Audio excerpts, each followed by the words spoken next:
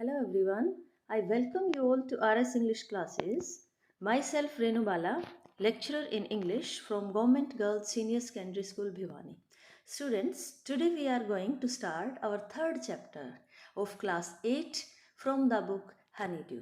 Students, आज जो हम ये चैप्टर पढ़ने वाले हैं इसका टाइटल है ग्लिम्पसेस ऑफ द पास्ट। अब ग्लिम्पसेस क्या होता है? ग्लिम्पसेस का मतलब होता है बच्चों झलक, यानी यहाँ हम झलक देखने वाले हैं किस चीज़ की? ऑफ द पास्ट, यानी हमारे इतिहास की छोटी छोटी झलकियों के रूप में आज हम इस लेसन को पढ़ने वाले हैं। तो इसका क्या बैकग्राउंड रहेगा वो हम यहाँ डिस्कस कर लेते हैं बिफोर यू रीड में। Here are some pictorial glimpses of the history of our country from 1757 to 1857। यानी यहाँ कुछ पिक्टोरियल ग्लिम्पसेस दिए गए हैं बच्चों। पिक्टोरियल क्या होता है? पिक्चर के माध्यम से यहाँ स्टोरी डिस्कस की गई है। ये जो पैटर्न होता है कॉमिक पैटर्न माना जाता है, यानी कॉमिक्स बुक जो आपने पढ़ी होंगी उसमें इसी पैटर्न में लिखा जाता है। ऐसा ही एक चैप्टर आपने, अगर आपको याद हो तो 7th क्लास में भी पढ़ा होगा, Gopal and the hills of fish. तो सेम यहाँ पे है बच्चों, उसी पैटर्न में ये लेसन डिस्क्राइब किया गया है। तो यहाँ पिक्टोरियल ग्लिम्पसेस यानी झलकियों के चित्र के माध्यम से कुछ झलक हैं, और वो भी किस चीज़ की बच्चों? आपकी हिस्ट्री की, आपके इतिहास की, यानी हमारे देश का इतिहास कब से कब तक का? 1757 से 1857 तक का। यानी पिक्चर्स के माध्यम से हमारे देश का 100 साल का इतिहास, यानी 1757 से लेके 1857 तक के इतिहास की हम यहाँ कुछ झलक देखने वाले हैं पिक्चर्स के माध्यम से। These pictures and speech bubbles, यहाँ जो पिक्चर दी गई है वो, और स्पीच बबल्स। अब स्पीच बबल क्या होते हैं बच्चों? ये कहलाते हैं आपके स्पीच बबल्स। ठीक है, यानी इन स्पीच बबल्स के माध्यम से ये जो स्पीच बबल हैं will help clarify your understanding. ये स्पीच बबल आपके अंडरस्टैंडिंग को, आपकी समझ को क्या करेंगे? क्लैरिफाई करेंगे, यानी एक तरह से सुलझा के रख देंगे। ऑफ द कंडीशंस, उन सिचुएशन के बारे में, उन हालात के बारे में, that led to the event known as the first war of independence in 1857। यानी 1857 में जो हमारा पहला आज़ादी के लिए संघर्ष हुआ था, जिसको बोलते हैं फर्स्ट वॉर ऑफ इंडिपेंडेंस, यानी उसके बारे में जो आपकी समझ है उसको बिल्कुल क्लैरिफाई करके रख देगा। यानी 1857 में जो पहला लड़ाई हुई थी, पहला संघर्ष हुआ था देश को स्वतंत्र कराने के लिए, वो क्यों हुआ? कौन से ऐसे कारण थे जो जिसने लोगों की भावनाओं को, लोगों की फीलिंग्स को ट्रिगर कर दिया? कैसे अंग्रेज़ों ने हमारे देशवासियों का शोषण किया, कैसे उन पर अत्याचार किए, और फिर ऐसी कौन सी सिचुएशन रही जिसने देश के लोगों में देशभक्ति की भावना को भर दिया और वो अंग्रेज़ों के खिलाफ खड़े हो गए अपने देश को आज़ाद करवाने के लिए। तो यहाँ पिक्चर्स के माध्यम से ये सारी स्टोरी बताई गई है बेटा। तो वैसे तो ये लेसन है वो इतिहास का एक पार्ट होता है बेटा, हिस्ट्री में पढ़ाया जाता है ये सब कुछ, और आप हिस्ट्री में आप 8वीं क्लास में आप पढ़ेंगे भी इसके बारे में। लेकिन कुछ स्टूडेंट्स का इंटरेस्ट नहीं होता है, हिस्ट्री उनको बड़ी बोरिंग सी लगती है। तो दैट्स वाई ये भी रीज़न हो सकता है कि हमें अपने इतिहास के बारे में ज़रूर जानकारी होनी चाहिए। हमारा जो स्वर्णिम इतिहास रहा है उसके बारे में यहाँ इसलिए आपका इंटरेस्ट क्रिएट करने के लिए इस वे में इस लेसन को यहाँ डिस्कस किया गया है। और क्योंकि हम बोलते हैं ना, एक कहावत है कि अगर आपने इतिहास नहीं जाना तो आप भविष्य क्या लिखेंगे। तो इसीलिए आपकी समझ को डेवलप करने के लिए, आपके विचारों को क्लैरिफाई करने के लिए, आपको अपने स्वर्णिम इतिहास से अवगत कराने के लिए ये चैप्टर बड़ा इंटरेस्टिंग वे में बताया गया है बेटा। तो चलिए करते हैं अपने इस इंटरेस्टिंग से लेसन की शुरुआत। इसको कई पार्ट्स में बांटा गया है बेटा, 6-7 पार्ट हैं। हम फर्स्ट पार्ट पढ़ने वाले हैं बेटा, और वो है द मार्टिर्स। अब मार्टिर्स क्या होते हैं?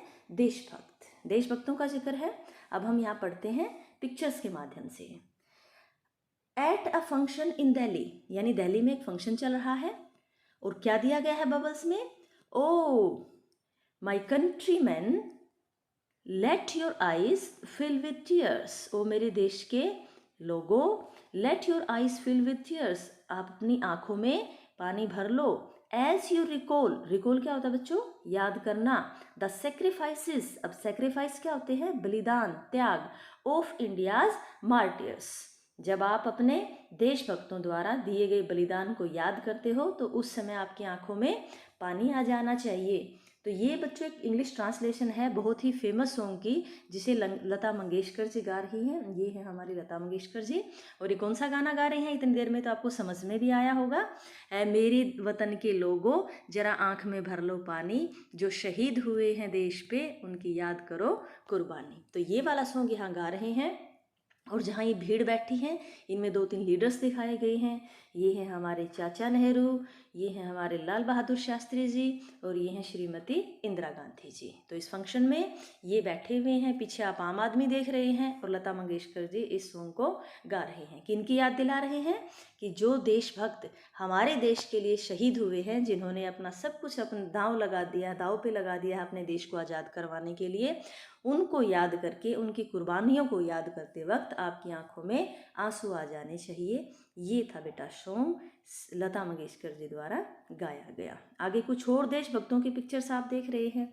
ये चाचा नेहरू दिखा रखे हैं, ये हैं गांधी जी, ये हैं सुभाष चंद्र बोस, और ये हैं अपने भगत सिंह जी, और ये लाला लाजपत राय जी हैं, और ये तात्या टोपे जी हैं, और ये लक्ष्मीबाई जी हैं, और ये जो अंतिम मुगल सम्राट हैं बच्चों लाल बहादुर शाह, ये वो हैं जिसे 1857 की क्रांति में हिंदू मुसलमान सभी भारतवासियों ने मिलकर अपना शासक घोषित कर दिया था। ये वो हैं बहादुर शाह जफर। तो ये कुछ देशभक्तों की पिक्चर्स आपने देखी हैं बच्चों, आपको याद भी होना चाहिए, इनके बारे में थोड़ा बहुत आपको पता भी होना चाहिए।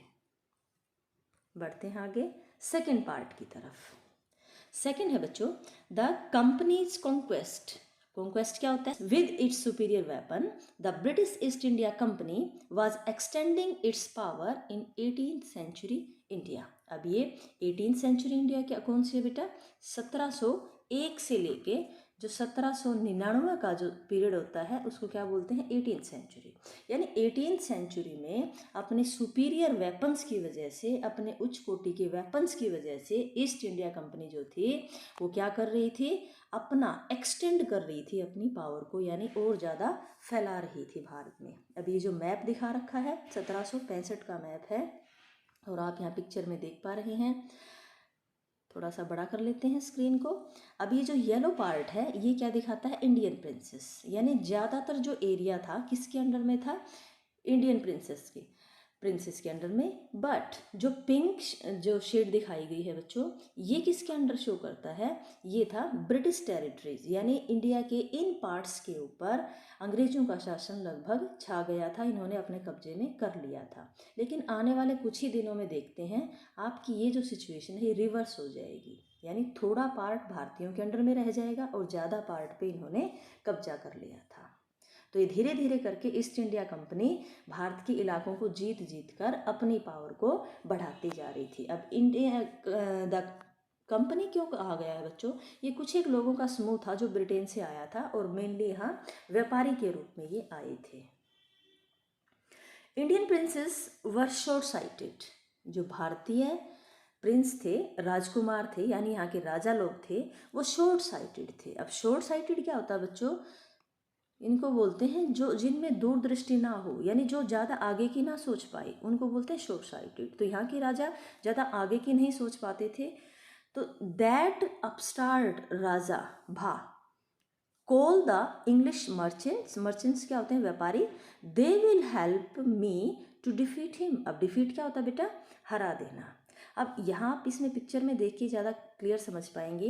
ये कोई राजा है जो बैठे हुए हैं गद्दी पे, और ये अपने सामने किसी मैसेंजर को कह रहे हैं, अच्छा वो पड़ोसी राजा वो हमें आंखें दिखा रहा है, भा कॉल द इंग्लिश मर्चेंट, अरे उन अंग्रेजी व्यापारियों को बुलाओ, वो मेरी हेल्प करेंगे उसे हराने में।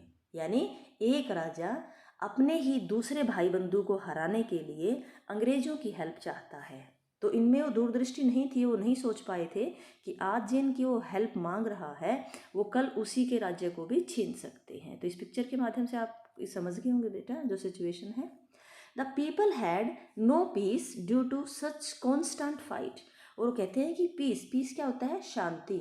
यह शांति नाम की कोई चीज़ नहीं थी। ड्यू टू सच कॉन्स्टेंट क्या होते हैं, लगातार, और फाइट क्या होती है बेटा, लड़ाइयाँ। ऐसी ऐसी लड़ाइयाँ लगातार चलती रहती थी, दैट्स वाई हिंदुस्तान में शांति नाम की कोई चीज़ नहीं थी। यानी यहाँ के राजा लोग जो थे आपस में लड़ते रहते थे। The rivalries helped the East India Company and it could easily subdue means हरा देना, दबा देना, Indian princess one by one. ये जो राइवलरी थी, राइवलरी क्या होता है बेटा, एक दूसरे का विरोधी होना, यानी ये जो इनकी आपस में दुश्मनी थी यहाँ के राजा लोगों की, उसने ईस्ट इंडिया कंपनी की मदद की क्या करने में, यानी उन्होंने बहुत ही आसानी से भारतीय प्रिंसेस को, भारतीय राजाओं को एक एक करके सबको हरा दिया। अब यहाँ पे आप देख सकते हैं इस पिक्चर में, ये जो अंग्रेज है ये घोड़े पर सवार है और जो भारतीयों के साथ इनकी लड़ाई को यहाँ शो किया गया है। साइड में देखेंगे, fort the afar Singh ruler like the brave Tipu of Mysore. किसकी बात कर रहे हैं, टिप्पू सुल्तान की बात कर रहे हैं। Fort the British till he died fighting, यानी अफार सिंह रूलर, एक बहुत ही दूरदृष्टि वाले ऐसे ही कोई राजा थे जिनका नाम था टिप्पू सुल्तान। कहाँ के राजा थे, मैसूर के। उन्होंने क्या किया, फोर्ट, लड़ते रहे ब्रिटिशर्स से अपनी आखिरी सांस तक, यानी जब तक मारे नहीं गए तब तक वो अंग्रेजों के खिलाफ खड़े रहे, लड़ते रहे। ये हैं टिप्पू सुल्तान और मैसूर का लोयन इनको कहा जाता है। Thank God there is peace in the country now, यानी शुक्र है भगवान का, अब देश में शांति है।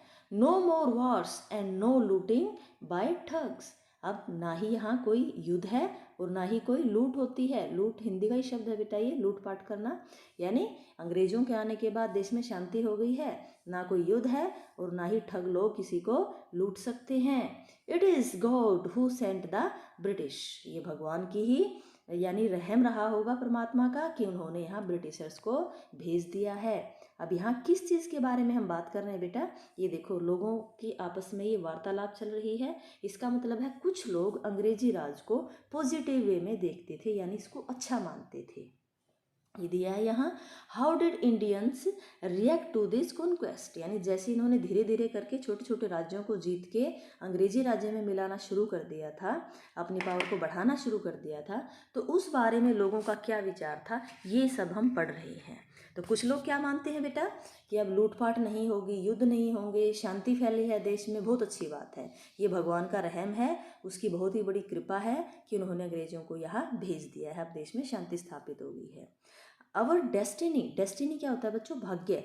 Our destiny is linked with them, अरे हमारा तो भाग्य इनसे जुड़ा हुआ है। तो ये वो लोग हैं जो अंग्रेजी राज्य को अपने देश के हित में मानते थे। अब दूसरी तरफ क्या है, the white man has killed और डीथ्रोन्ड। अब थ्रोन्ड क्या होता है, सिंहासन, और डीथ्रोन्ड क्या होता है, सिंहासन से हटा देना, अवर किंग्स। अब जो दूसरी तरफ ये लोग हैं ये क्या बात कर रहे हैं, अरे देखो इन अंग्रेजों ने, इन गोरे लोगों ने क्या किया है, वाइट मैन हैज़ किल्ड और डीथ्रोन्ड, यानी इन्होंने हमारे राजाओं को या तो मार दिया है या उन्हें सिंहासन से हटा दिया है।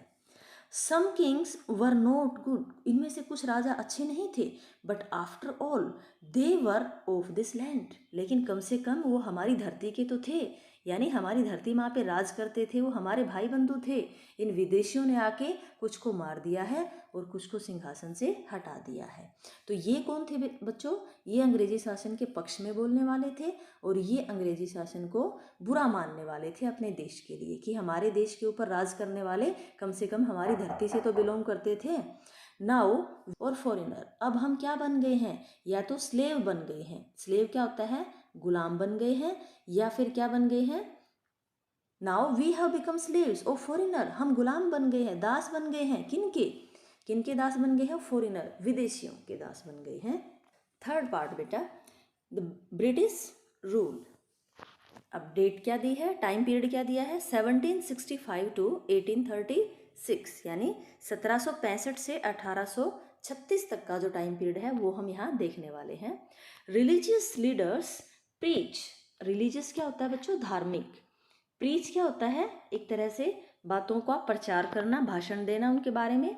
आइडियाज लाइक अनटचेबिलिटी, अनटचेबिलिटी क्या होती है, छुआछात, and child marriage, child marriage क्या होते हैं, बाल विवाह। यानी हमारे जो इस दौरान हमारे जो रिलीजियस लीडर थे, धार्मिक जो गुरु थे, वो प्रचार करते थे किस तरह के आइडियाज़ का, छुआछूत के बारे में, और दूसरा किसके बारे में, बाल विवाह के बारे में।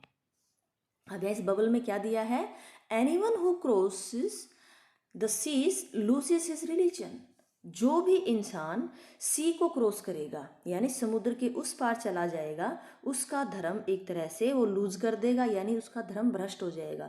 ये धार्मिक गुरु हैं और ये आम लोगों को कुछ समझा रहे हैं। और क्या समझा रहे हैं, जो समुद्र पार जाएगा उसका धर्म भ्रष्ट हो जाएगा। ये बातें ये धर्म गुरु बता रहे हैं।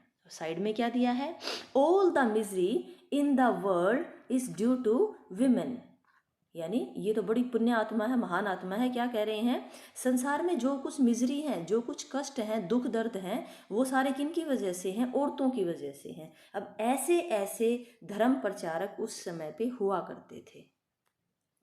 बढ़ते हैं आगे। The truth was that Indians had lost self respect, the British scorned them. अब स्कॉन्ड क्या होता है, उन्हें लताड़ना, एक तरह से बेइज्जती करना, नीचा दिखाना। अब यहाँ ये जो बातें कर रहे हैं ये आप ब्रिटिशर्स देख पा रहे हैं और ये एक हिंदुस्तानी है। ये आपस में क्या बातें कर रहे हैं दोनों कि ट्रूथ वाज दैट, ये सच्चाई है, इंडियन जो हैं, भारतीय लोग जो हैं, उन्होंने अपना सेल्फ रिस्पेक्ट यानी आत्मसम्मान खो दिया है।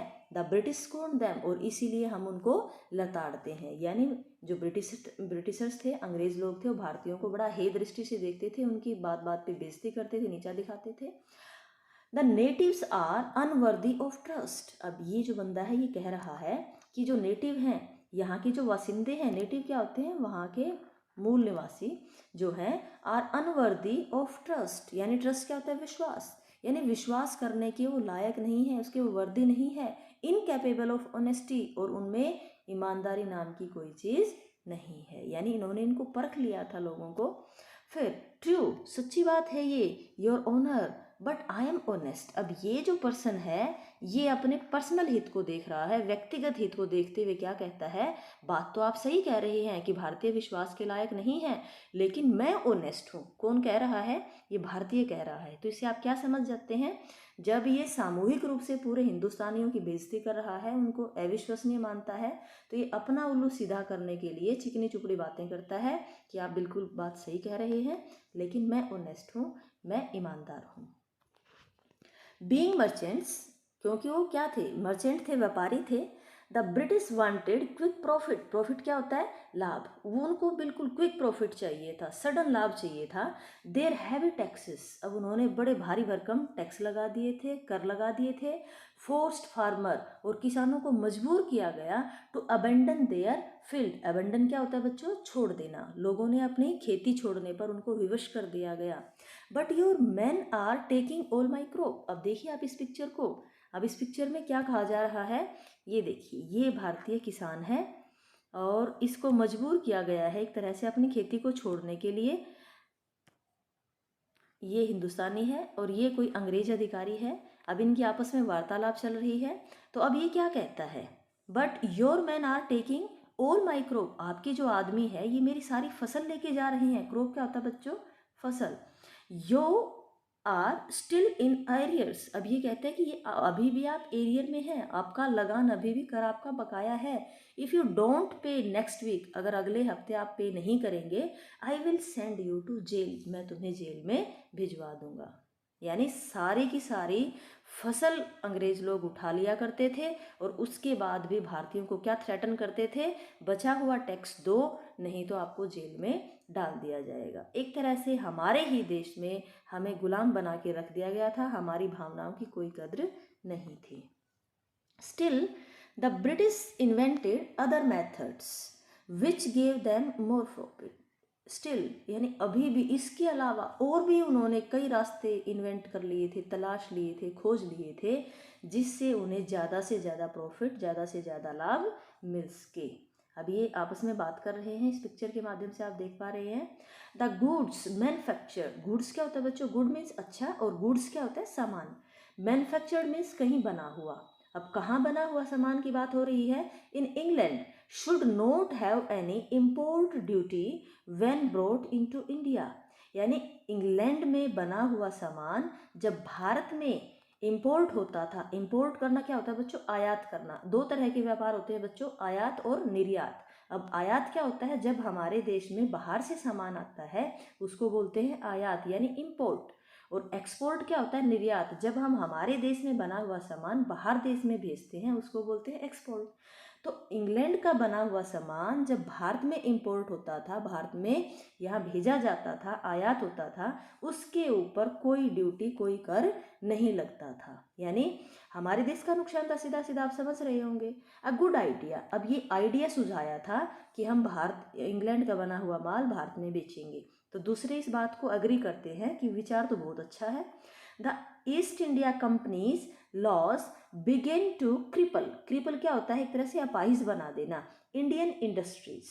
जो ईस्ट इंडिया कंपनी के जो लॉ थे, रूल रेगुलेशन थे, जो कानून उन्होंने बनाए, क्यों, क्योंकि वो व्यापारी थे और अपना हित चाहते थे।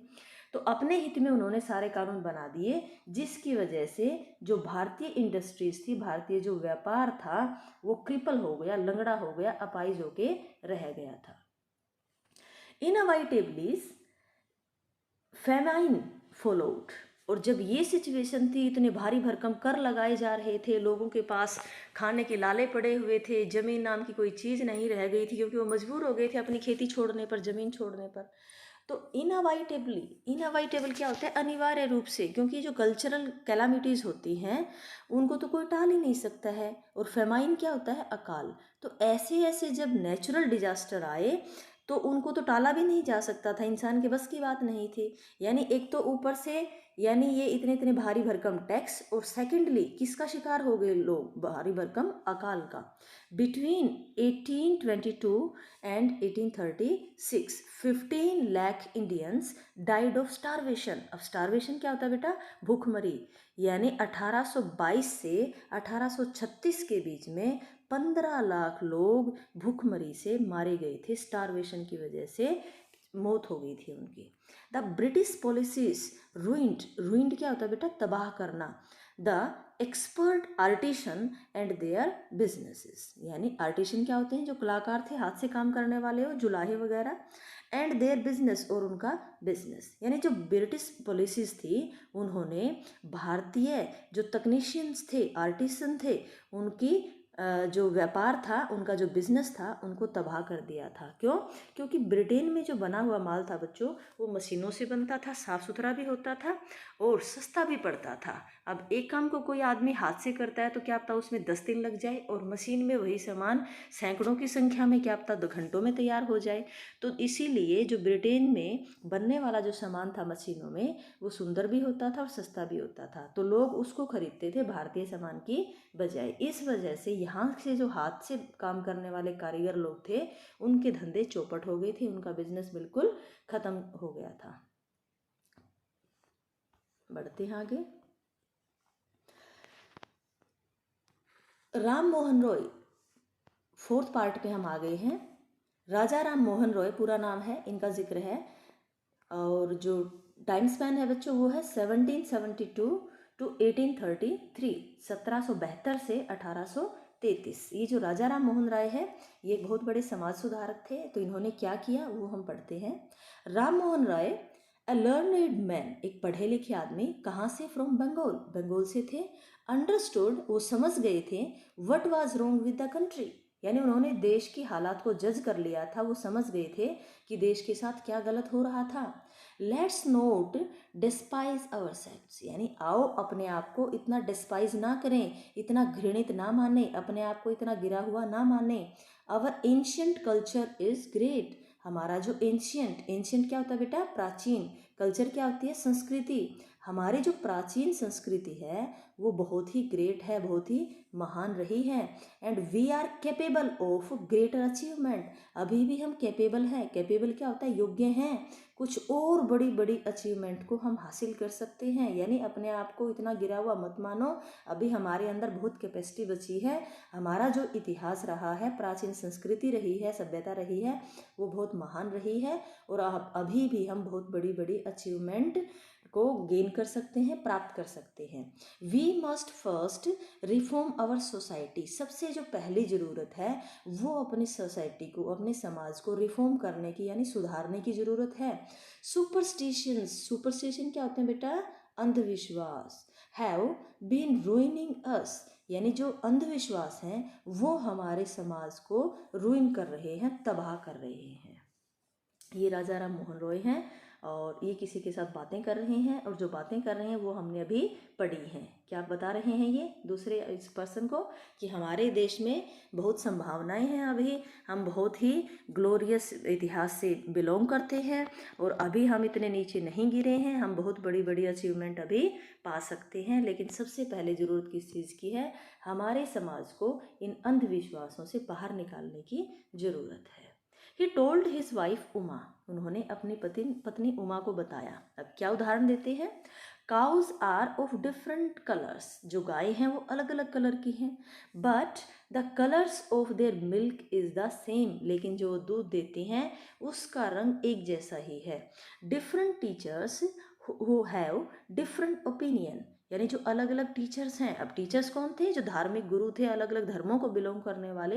कहते हैं कि उनके दृष्टिकोण, ओपिनियन अलग अलग हो सकते हैं, बट द असेंस क्या होता है बेटा? सार। लेकिन जो बात बताते हैं उनका सार of every religion is the same, हर धर्म का जो सार है वो बिल्कुल एक जैसा है, एक जैसा रास्ता ही वो सभी बताते हैं। तो ये अपनी पत्नी उमा के साथ बात कर रहे हैं Ram Mohan Roy.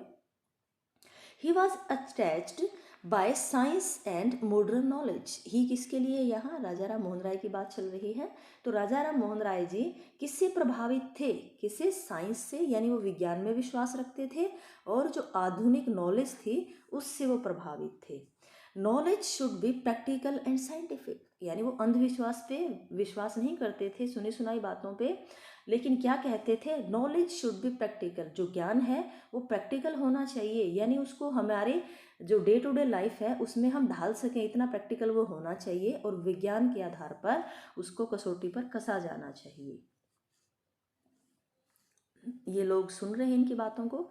He started newspapers, उन्होंने न्यूज़पेपर की शुरुआत की। बट द सस्पिशियस क्या होता है? संदेहजनक, संदेहास्पद, लेकिन अंग्रेजों को उन पर शक हो जाता है। ब्रिटिश स्टॉप्ड देम इन 1823, लेकिन उनके द्वारा जो पेपर पब्लिश होते थे, जो न्यूज़पेपर निकाले जाते थे, पब्लिश किए जाते थे, उनके ऊपर सरकार ने बैन लगा दिया। कब लगा दिया बेटा? 1823 में।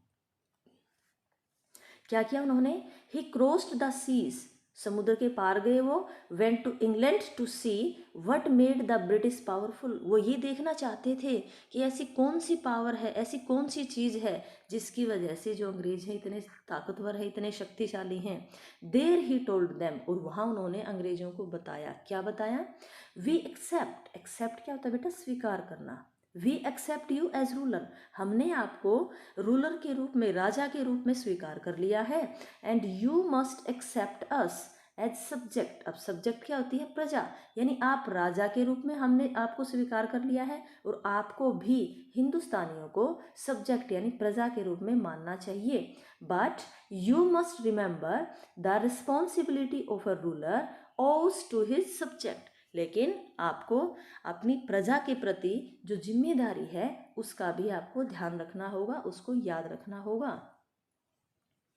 ये राजा राम मोहन राय जी हैं, और ये किन किन से बातें कर रहे हैं? अंग्रेजों से बातें कर रहे हैं कि हमने आपको राजा मान लिया है और हमें अब प्रजा मानना आपका एक तरह से रिस्पॉन्सिबिलिटी है, एक नैतिक जिम्मेदारी है। बढ़ते हैं आगे। Point number 5, operation. अब ये ऑपरेशन नहीं है बच्चों, ऑपरेशन। ऑपरेशन क्या होता है? दबाव यानी दमन। कौन कौन सी ऐसी नीतियां थी जो बहुत ही दमनकारी सिद्ध हुई और जो भारतीय लोग थे इनके खिलाफ खड़े हो गए, वो अब हम पढ़ने वाले हैं। अब टाइम पीरियड क्या दिया बच्चों? 1765 टू 1835, यानी 1765 से 1835 तक ऐसा क्या हुआ, कौन कौन से दमन चक्र इन्होंने चलाए। But the British continued to oppress Indian, लेकिन अंग्रेजों ने भारतीयों को दबाना, उनका शोषण करना, उनका दमन करना जारी रखा। इन 1818 में they had passed regulation third, उन्होंने रेगुलेशन एक्ट पास किया, regulation act number 3। Under it, और इसके तहत क्या था, an Indian should be gelled without trial in a court, यानी किसी भी भारतीय को बिना ट्रायल किए, अब ट्रायल क्या होता है, मुकदमा, यानी बिना मुकदमा दायर किए सीधा उसको जेल में डाला जा सकता था। ये कानून बनाया गया कब, 1818 में। ये देखो हिंदुस्तानियों को जेल में डाल भी रखा है। All the time, British officers in India drew big salaries and also made fortunes in private business. अब जो ये इतने खुश दिख रहे हैं इनके चेहरे, ये क्या वजह थी, ये जो बड़े बड़े ब्रिटिश ऑफिसर्स थे ये क्या करते थे, बड़ी बड़ी सैलरी लेते थे, भारतीय पैसे से इनको सैलरी दी जाती थी, और क्या करते थे, अपना फॉर्चून, अपनी किस्मत, अपना भाग्य बनाते थे प्राइवेट बिजनेस, यानी वो नौकरी करने के साथ साथ, ब्रिटिश इंडिया कंपनी में नौकरी करने के साथ साथ अपना प्राइवेट बिजनेस भी करते थे, यानी डबल कमाई इनकी यहाँ हुआ करती थी। बाय 1829, लेकिन 1829 तक क्या हुआ, Britain was exporting British goods worth 7 crore rupees to India. 1829 के भारत की बात हो रही है बच्चों, और उस दौरान इंग्लैंड से जो भारत में सामान आता था, जो माल आता था, उसकी कीमत कितनी होती थी, 7 करोड़। अब सोच के देखो, आज के टाइम से अगर कंपेयर करने लग जाओगे तो शायद उतनी जीरो लगानी भूल जाओगे कि कितनी कीमत उस सामान की रही होगी। तो ये यहाँ देख सकते हैं आप, मार्केट का कोई सीन क्रिएट किया गया है। द ब्रिटिश प्रोस्पर्ड, जो अंग्रेज लोग थे, इन नीतियों की वजह से वो दिन बर दिन क्या होते गए, धनी बनते गए, प्रोस्पर होते गए। ऑन द कंपनीज लूट, यानी एक तरह से जो खुली लूट चल रही थी, while Indian industries began to die, और जो भारतीय इंडस्ट्रीज थी वो मरने लगी थी, दम तोड़ने लगी थी। क्यों, क्योंकि बाजार में किस सामान की मांग थी, ब्रिटेन में बने हुए मशीनी माल की बहुत ही ज़्यादा मांग थी, इसलिए जो भारतीय इंडस्ट्रीज थी, जो हथकरघे वगैरह थे, उन छोटे छोटे बिजनेस जो थे वो समाप्ति के कगार पर थे, आखिरी सांस ले रहे थे। Governor general Bentinck reported back home, ये जो गवर्नर जनरल है इनका नाम है बेंटिक, और इन्होंने क्या रिपोर्ट दिया था, क्या कहा था, the bones of cotton weavers are bleaching the plains of India, यानी बोन्स क्या होती है बच्चों, हड्डियाँ। कॉटन वेवर क्या होते थे, जो हथकरघे का काम करते थे, बुनकर जिनको बोलते हैं, उनकी जो हड्डियां हैं वो बिल्कुल दिखाई दे रही हैं, जैसे वो प्लेन, वहाँ की जो प्लेन भूमि है, एक तरह से जो समतल मैदान है, उसको ब्लीच कर रही है। अब कहने का मतलब है, इनकी जो हड्डियां थी इनको आप गिन सकते थे, ये इतने मेल न्यूट्रिशन के शिकार थे क्योंकि इनके काम धंधे बंद हो गए थे और इनके लिए अपने परिवारों का पेट पालना बहुत मुश्किल हो रखा था। अब आप देख रहे हैं, ये बुनकर हैं जो बैठे हैं, इसके आप पसलियाँ गिन सकते हैं, और इधर ही अपनी फैमिली के साथ बैठे हैं, क्योंकि इनका भी यही हालात है, कितनी मायूसी की हालत में, और ये जो मेल न्यूट्रिशन के शिकार इनकी फैमिली सदस्य हैं, मेंबर हैं, वो आप देख सकते हैं, इधर भी यही हालात है। तो ये थी इन बुनकरों की हालात, जिसके बारे में विलियम बेंटिंक ने कहा था, और क्या कहा था, the bones of cotton weavers are bleaching the plains of India. Number 6, dissatisfaction, यानी असंतुष्टि, और असंतुष्टि का दौर कब से कब तक है, 1835 to 56, यानी 1835 से 1856। अब कौन सी असंतुष्टि थी वो पढ़ते हैं बच्चों। Education in India was in Persian and Sanskrit, अब 2 माध्यमों में भारतीय शिक्षा पद्धति को अपनाया गया था, एक तो था पर्शियन और दूसरा था संस्कृत, यानी यहाँ पर जो एजुकेशन का मीडियम था, माध्यम था, वो 2 थे बेटा, एक तो संस्कृत में पढ़ाया जाता था और दूसरा पर्शियन लैंग्वेज में। इन 1835, लेकिन 1835 में the Englishman named Macaulay suggested a change, Macaulay नाम का एक अधिकारी थे, उन्होंने एक सुझाव दिया, और क्या सुझाव था, we should teach the native through the English language, उन्होंने सुझाव दिया कि हमें भारतीयों को अंग्रेजी माध्यम से पढ़ाना चाहिए। अब ये बातें हो रही है विलियम बेंटिंक और जो अदर ऑफिसर है उनके बीच में, और दूसरा कहता है कि आई एग्री, मैं सहमत हूँ इस चीज़ से, बिल्कुल आपकी बात जायज़ है, सही है। इंग्लिश एजुकेशन प्रोड्यूस्ड क्लर्क, और जो इंग्लिश एजुकेशन जो मीडियम का बन गया था, शिक्षा का माध्यम बन गया था, उससे क्या हुए, क्लर्क पैदा हुए, to whom the British gave petty, petty क्या होता है बेटा, तुच्छ, छोटी मोटी, जॉब्स अंडर दैम, यानी इन भारतीय जो अंग्रेजी पढ़े लिखे थे, इनको छोटे मोटे क्लर्क की जॉब उन्होंने दे दी। Incidentally it also produced a new generation of intellectuals, लेकिन ये तो था इसका डायरेक्ट परिणाम कि उन्हें सस्ते क्लर्क मिल गए, लेकिन इनडायरेक्टली एक जो अच्छा परिणाम देखने को मिला जो भारतीयों के हित में था वो था बच्चों, इससे एक ऐसा ग्रुप पैदा हो गया, एक ऐसी जनरेशन पैदा होगी जो इंटेलेक्चुअल्स की थी, यानी पढ़े लिखे लोगों का एक मध्यम वर्ग यहाँ पैदा हो गया था, जो अंग्रेज चाहते तो नहीं थे लेकिन वो इनडायरेक्टली ही पैदा हो गए थे। We must educate our brothers, अब ये लोग पढ़े लिखे भारतीय हैं, ये आपस में बातें कर रहे हैं, क्या कहते हैं, हमें अपने भाइयों को पढ़ाना चाहिए, एजुकेटेड करना चाहिए उनको, and try to improve their material condition, और आज जो उनकी हालत है, धन धान से रिलेटेड है, मटेरियल से रिलेटेड है, उनके पास कुछ भी नहीं है, तो उसमें हमें सुधार करना चाहिए, इम्प्रूव करना चाहिए। For that we must convey our grievances, अब ग्रीवेंस क्या होता है बेटा, दुख दर्द जो तकलीफ है परेशानियां हैं वो, टू द ब्रिटिश पार्लियामेंट, अब इनकी सुझाव है कि हमें अपने लोगों के दुख दर्द परेशानियां किसके सामने, ब्रिटिश पार्लियामेंट के सामने रखने चाहिए, यानी कानून के माध्यम से देश में सुधार चाहते थे क्योंकि पढ़े लिखे लोग थे।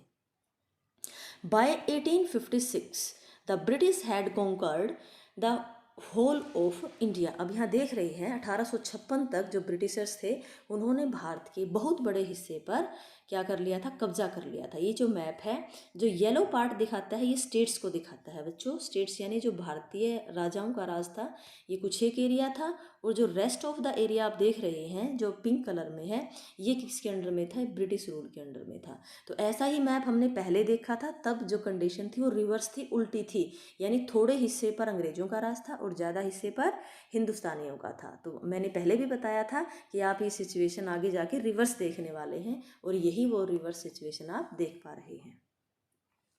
They care little about the needs of Indians, ये जो लोग थे ये भारतीयों की ज़रूरत के बारे में बहुत कम ख्याल रखते थे। Our kings have become puppets, puppet क्या होती है, कठपुतली, and we have lost our jobs, अब ये जो भारतीय लोग आपस में बातें कर रहे हैं कि हमारे जो राजा लोग हैं वो अंग्रेजों के हाथ की कठपुतली बन गए हैं और हमने अपनी नौकरियां खो दी हैं। एंड लैंड्स, दूसरा कहता है कि हमने अपने ज़मीनें खो दी हैं। They are converting our brothers, अब ये कोई धर्म प्रचारक आप देख रहे हैं, ये क्या कह रहे हैं, उन्होंने हमारे देश के लोगों को कन्वर्ट कर लिया है। कन्वर्ट करने का मतलब क्या है, उन्होंने हमारा धर्म परिवर्तन कर दिया है। You only talk do something, आप बातें ही करते हैं, do something to drive them out, आप उनको बाहर निकालने के लिए कुछ करिए, सिर्फ बातें करने से कुछ भी नहीं होगा। यानी हिंदुस्तानी लोगों ने आपस में मिलके देश की व्यवस्था के बारे में, वहाँ की कंडीशंस के बारे में सोचना शुरू कर दिया था और आपस में बातचीत करना शुरू कर दिया था कि देश की हालत को कैसे इम्प्रूव किया जा सके। बढ़ते हैं आगे।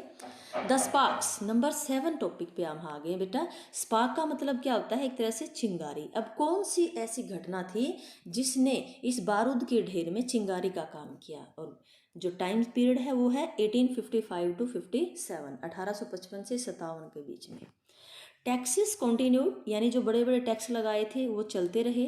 टू रूइन, रूइन क्या होता है, तबाह करना। द पीजेंट्स, यानी जो हैवी टैक्सेस थे, भारी भरकम कर थे, उन्होंने कंटिन्यू रखा, जारी रखा, यानी कि किसानों की हालत जो थी बद से बदतर होती गई।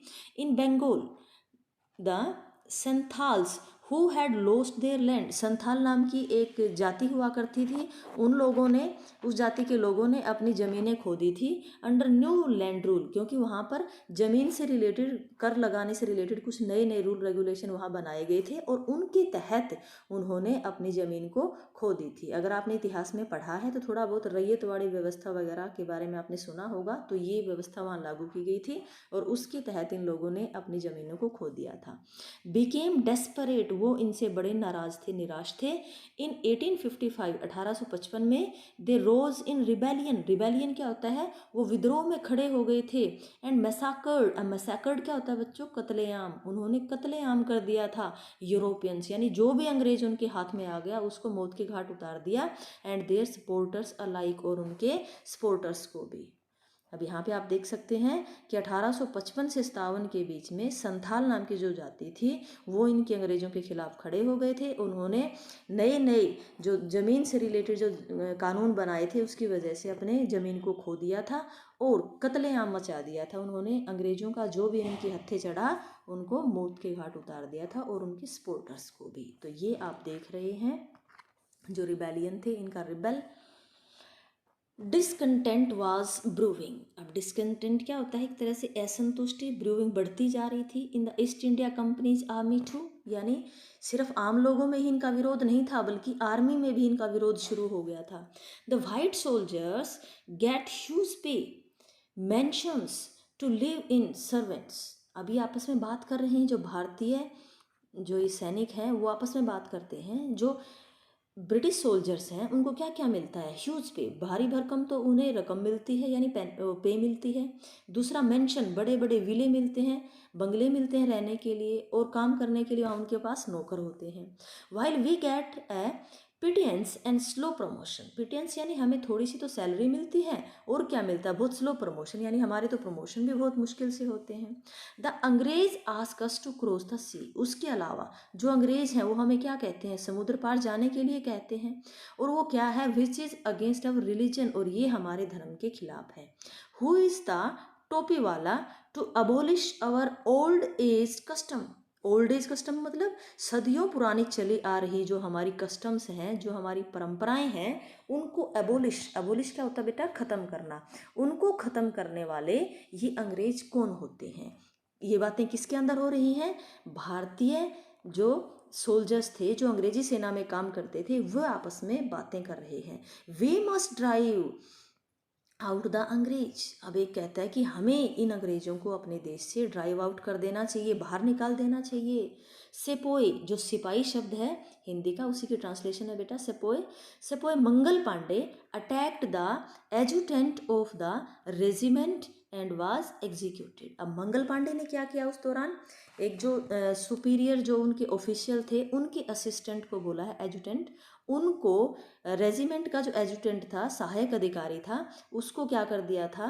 अटैक कर दिया। इसी वजह से मंगल पांडे को एग्जीक्यूट कर दिया गया, फांसी लगा दी गई थी। Thousands of other sepoy revolted. अब इस घटना से प्रेरित होकर, मंगल पांडे वाली घटना से प्रेरित होकर हजारों और सिपाहियों ने भी रिवोल्ट कर दिया। They were stripped off their uniform. Stripped off का मतलब होता है उनकी वर्दियाँ, उनकी यूनिफॉर्म उतार दी गई थी, उनको बेइज्जत किया गया था एक तरह से। ये आप देख रहे हैं यहाँ पे इनके साथ जो अत्याचार हो रहा है। Humiliated and put in irons.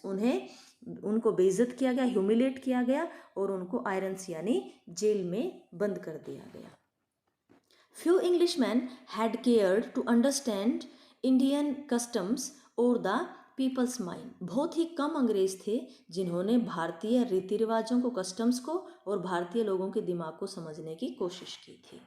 Oh proud Brahmin soldier, do you know that the grease on the bullet you have to bite is made from the fat of cows and pig।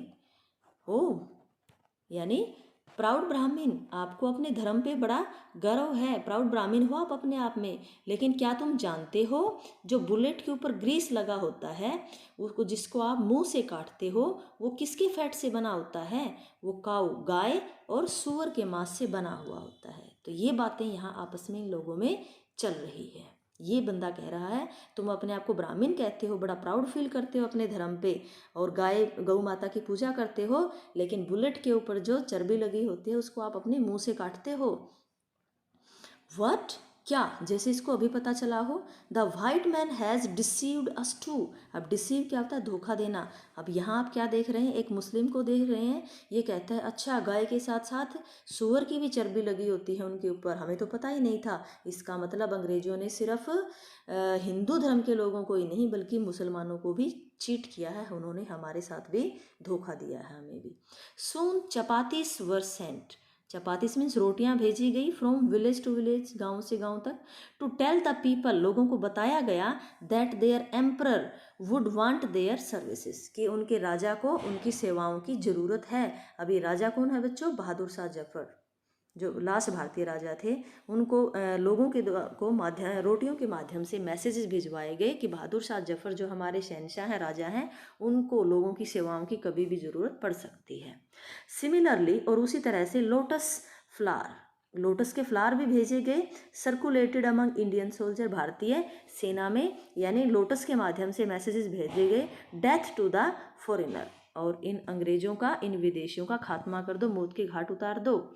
Yes all my village man will be ready. और जब ये messages भेजे गए हैं तो ये जो यहाँ के लोग हैं, राजा हैं छोटे मोटे, वो कहते हैं कि हाँ हमारे लोग तैयार हैं।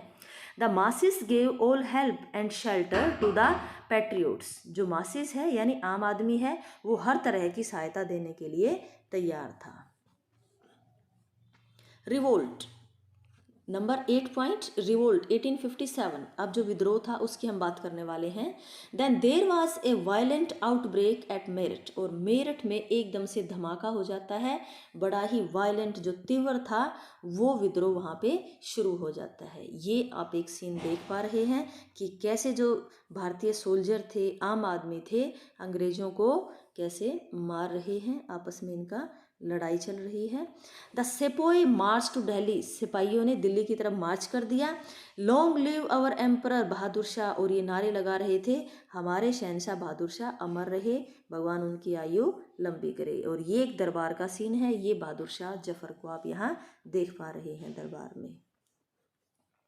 The rebellion spread wider. और जो ये विद्रोही थे ये और ज़्यादा एरिया में, भारत के पूरे एरिया में एक तरह से फैल गए थे, क्योंकि लगभग देश के हर पार्ट को स्वतंत्रता के इस प्रथम संघर्ष ने कवर कर लिया था। Many landlords had lost their land. बहुत सारे जो जमींदार थे उन्होंने अपनी ज़मीन खो दी थी, because of the British policies, in British policies नीतियों की वजह से। एंड दे वर सोर, सोर क्या होता है, वो दुखी थे, परेशान थे, इन लोगों से नाराज़ थे अंग्रेजों से। The white man's rule must end. अब ये कहते हैं कि जो अंग्रेज लोग हैं उनका राज्य खत्म होना चाहिए। Yes we will help you. दूसरा कहता है कि हाँ हाँ इस काम में हम तुम्हारी हेल्प करेंगे, यानी रजामंद हो जाते हैं एक बात पे कि अब तो अंग्रेजों को हिंदुस्तान से बाहर निकालना ही चाहिए। Point number 9, the fight for freedom 1857। स्वतंत्रता के लिए, आज़ादी के लिए संघर्ष, और वो कब हुआ, 1857 में। Many farmer rulers like Begum Hazrat Mahal of Lucknow were bitter. जो लखनऊ में बेगम हजरत महल थी उसके मन में भी कड़वाहट थी अंग्रेजों के प्रति। The white man has taken away my kingdom. अब ये कहती हैं बेगम हजरत महल, ये हैं, कहते हैं कि उन्होंने मेरा राज्य छीन लिया है। They joined the upsurge against the foreigner. और अंग्रेजों के खिलाफ, विदेशियों के खिलाफ जो अपसर्ज हुआ था, यहाँ जो विरोध हुआ था, उसमें ये सहभागी बन जाते हैं। पॉपुलर लीडर्स लाइक मौलवी Ahmadullah of Firozabad told the people. अब इन्होंने क्या बताया, राइज ब्रदर्स, उठो भाइयों, राइज, द अंग्रेज इज रूइनिंग अवर लैंड। जो अंग्रेज हैं वो हमारे देश को तबाह कर रहे हैं। तो ये भारत में हिंदू और मुसलमान की जो यूनिटी थी बेटा, एकता था, उसका जीता जागता उदाहरण है। The people rose everywhere. हर जगह लोग खड़े हो गए। इन बरेली, कानपुर एंड इलाहाबाद, यानी देश का कोई भी हिस्सा इससे अछूता नहीं था। अजीमुल्ला खान टोल्ड तात्या टोपे। अजीमुल्ला खान ने तात्या टोपे को क्या बताया, ये तात्या टोपे हैं। We should have Peshwa Nana Sahib as our leader in this war of independence. यानी हमारे तरफ से कौन होने चाहिए, पेशवा होने चाहिए, वो हमारी तरफ से लीडर रहेंगे इस युद्ध में। 80 year old Kunwar Singh of Bihar received a bullet in his wrist. और कितने साल के, 80 साल के कुंवर साहब ने अपनी बाजू में गोली खाई। यानी 80 साल के इंसान में भी इतनी हिम्मत थी, इतना जोश था अपने देश के लिए मर मिटने का। Mother Gange, this is my last offering to you. देखो एक मुस्लिम होते हुए भी कहते हैं, गंगा माँ मेरी तरफ से आपके लिए ये आखिरी भेंट है। तो कौन कहता है कि भारत में हिंदू मुस्लिम की जो एकता थी वो कभी देखने को नहीं मिलती। तो वो इस चैप्टर को पढ़ सकते हैं, देख सकते हैं, ये जीता जागता उदाहरण है। The patriots pronounced upon the British and fought pitched battle all over North India. और जो पैट्रियट्स से जो देशभक्त थे उन्होंने पूरे उत्तर भारत में, इसके उत्तर भारत के हर कोने में इस लड़ाई को, आज़ादी के इस प्रथम स्वतंत्रता संघर्ष को फैला दिया था। तो ये था बच्चों हमारा chapter from our freedom movement, S T. Sawant का लिखा हुआ। आई होप आपको सारे इंसिडेंट समझ में आई होंगे और बहुत ही इंटरेस्टिंग भी लगा होगा ये चैप्टर आपको, और कैसे आपने अपने इतिहास को जाना।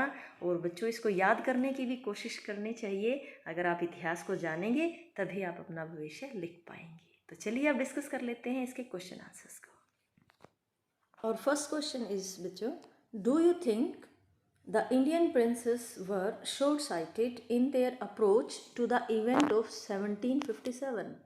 सॉरी 1857 होना चाहिए यहाँ, 1757 की बजाय 1857। यानी जो 1857 का जो संघर्ष था उस दौरान वो जो इंडियन जो प्रिंस थे, क्या वो शॉर्ट साइटेड थे, दूरदृष्टा थे वो?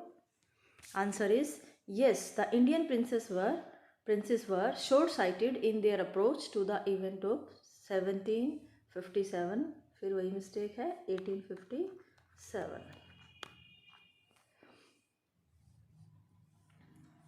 Change the following sentence into indirect speech. ये बच्चों हम ग्रामर की वीडियो में कवर करेंगे।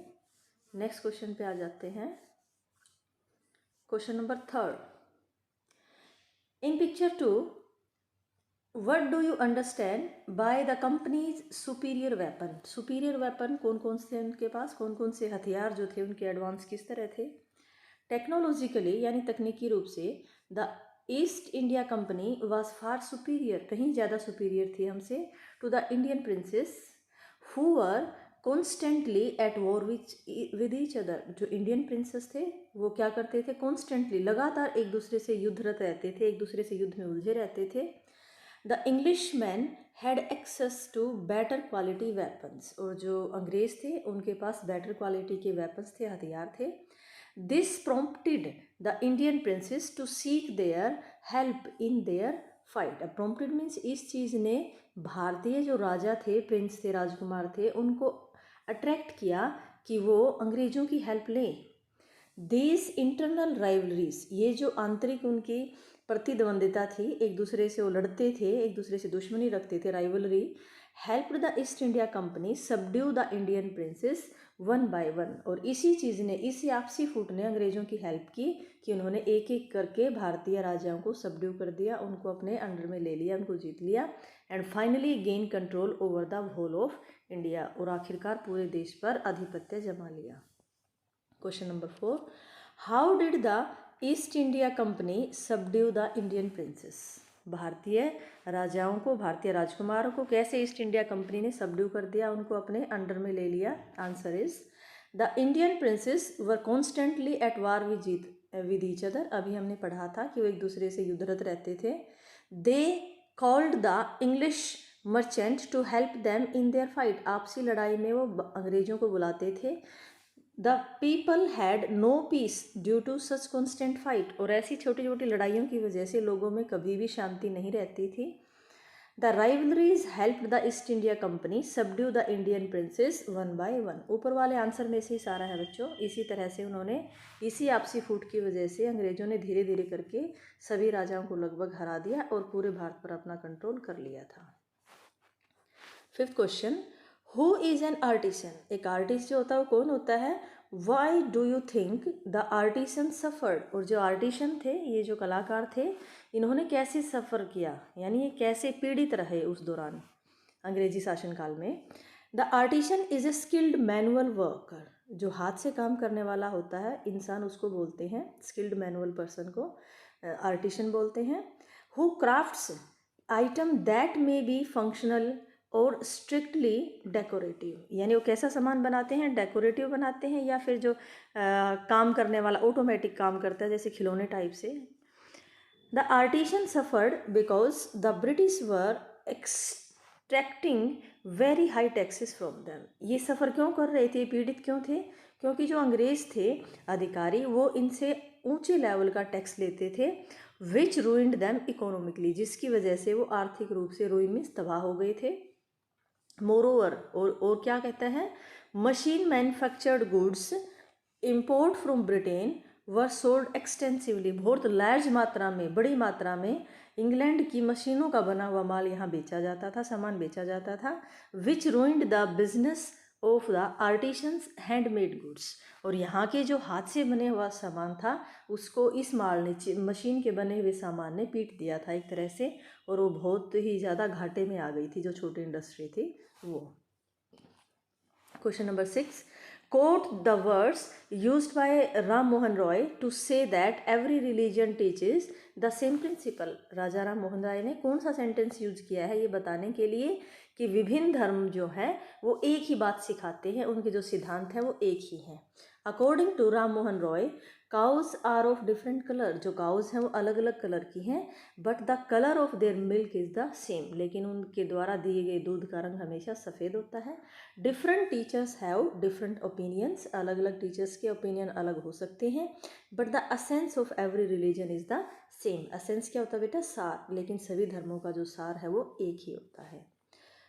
Next question, which picture according to you reveal the first spark of the fire of revolt. यानी ऐसी कौन सी घटना है जो आपके सामने स्पार्क के रूप में, यानी जो घटनाक्रम हुआ था, जो आज़ादी की जो पहला संग्राम हुआ था, इसमें चिंगारी की तरह किस घटना ने काम किया था वो पूछ रही है.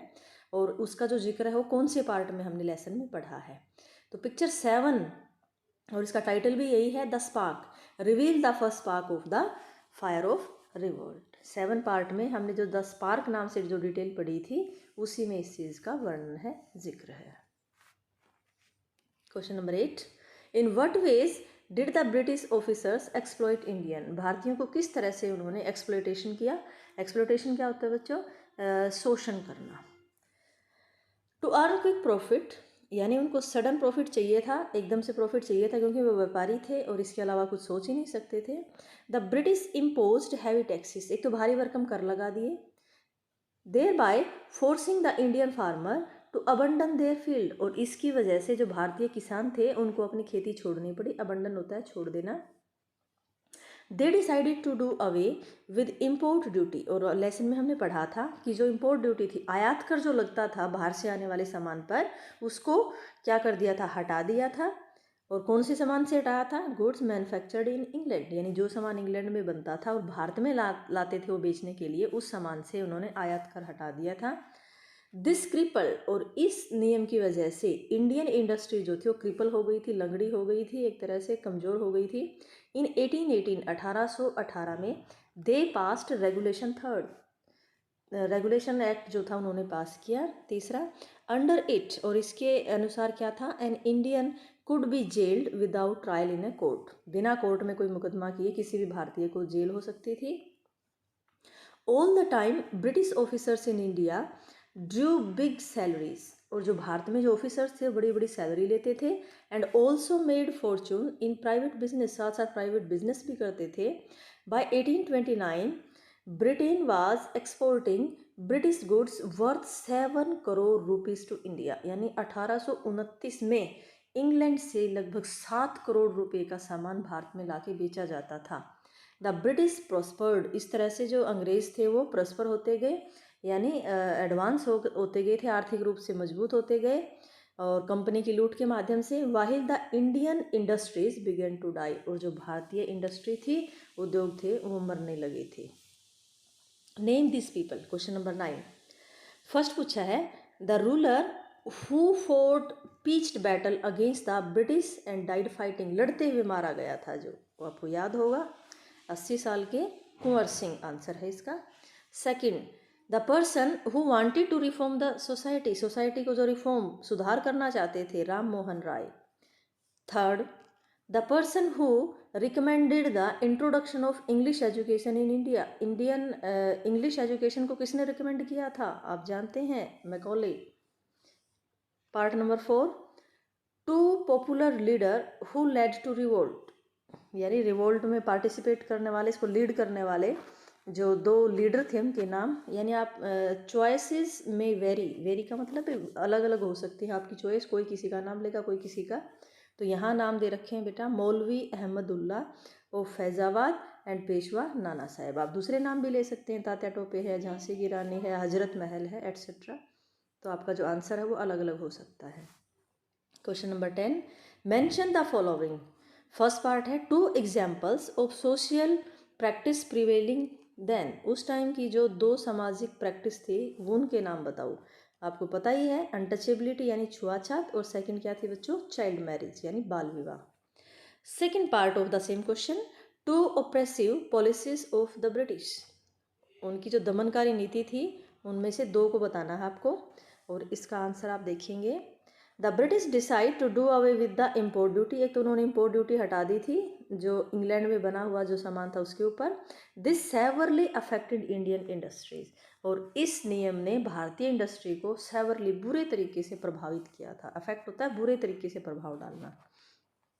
सेकंड क्या था इसी का, इन 1818 दे पास्ड रेगुलेशन एक्ट थर्ड, तीसरा रेगुलेशन एक्ट उन्होंने पास किया। Under it an Indian could be gelled without trial in a court, बिना कोर्ट में मुकदमा किए किसी भी भारतीय को शक के आधार पर ही जेल में डाला जा सकता था।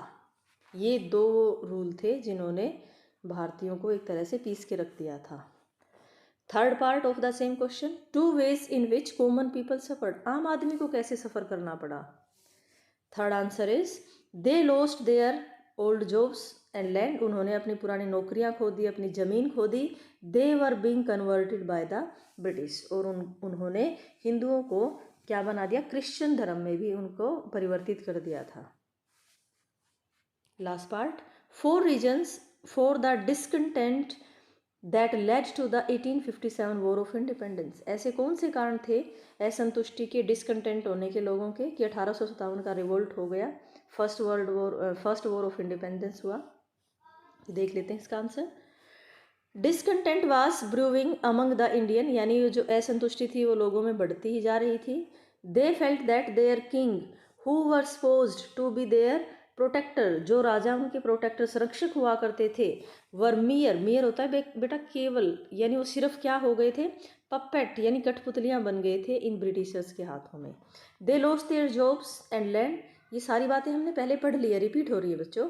उन लोगों ने यानी आम आदमी ने अपनी नौकरियां खो दी थी पुरानी और अपनी ज़मीन खो दी थी।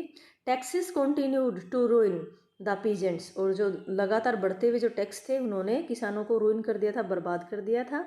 There was discontent in the East Indian Company's army too, अब आर्मी में भी असंतोष फैल गया था। The white soldier got huge pay, क्योंकि जो सफ़ेद गोरे होते थे उन लोगों की जो सैलरी थी बहुत ह्यूज मीन्स बड़ी होती थी, काफ़ी उनको पैसा मिलता था सैलरी के रूप में। मैंशंस टू लिव इन, रहने के लिए बड़े बड़े बंगले होते थे, एंड सर्वेंट्स होते थे। While the Indian soldiers got pittance, छोटी सी छोटी मोटी उन्हें तनख्वाह मिलती थी, एंड स्लो प्रमोशन, उनके प्रमोशन भी बहुत धीरे होते थे। Few Englishman had cared to understand Indian customs और द पीपल्स माइंड, बहुत ही कम गिने चुने लोग थे अंग्रेज जो भारतीयों की परंपराओं को, कस्टम्स को और उनके दिमाग को समझने की वो कोशिश करते थे। The religious sentiment of both Hindus and Muslims were also heard, Bharat में जो रहने वाले हिंदू और मुसलमान दोनों ही संप्रदाय के जो लोग थे उनकी धार्मिक भावनाओं को आहत किया गया था। रिलीजियस जो सेंटिमेंट थे, भावनाएं थी, उनके ऊपर चोट हुई थी। The grease on the bullets they had to bite was made from the fat of cows and pig, हमने लेसन में पढ़ा था कि बुलेट के ऊपर जो ग्रीस लगा होता था जिसको सोल्जर अपने मुंह से खोलते थे वो गाय और सूअर के मांस से बना होता था, और इससे दोनों ही जो हिंदू और मुस्लिम थे वो बहुत ही ज़्यादा हर्ट फील कर रहे थे कि उनके साथ छल हुआ है। तो इस तरह से बच्चों आई थिंक अपने जो क्वेश्चन आंसर हैं वो डिस्कस हो चुके हैं। आई होप आपको वीडियो समझ में भी आया होगा पूरा चैप्टर, और वीडियो आपको अच्छी भी लगी होगी। अगर कहीं कोई कमी रही है, आपको डिससेटिस्फैक्शन है, आपको कोई चीज़ समझ नहीं आई है, तो आप कमेंट करके बता भी सकते हैं। अगर आपको वीडियो अच्छा लगा है तो शेयर करें, इसको लाइक करें और चैनल को सब्सक्राइब जरूर करें। थैंक्स फॉर वॉचिंग, मिलते हैं नई वीडियो में एक नए टॉपिक के साथ। Good bye.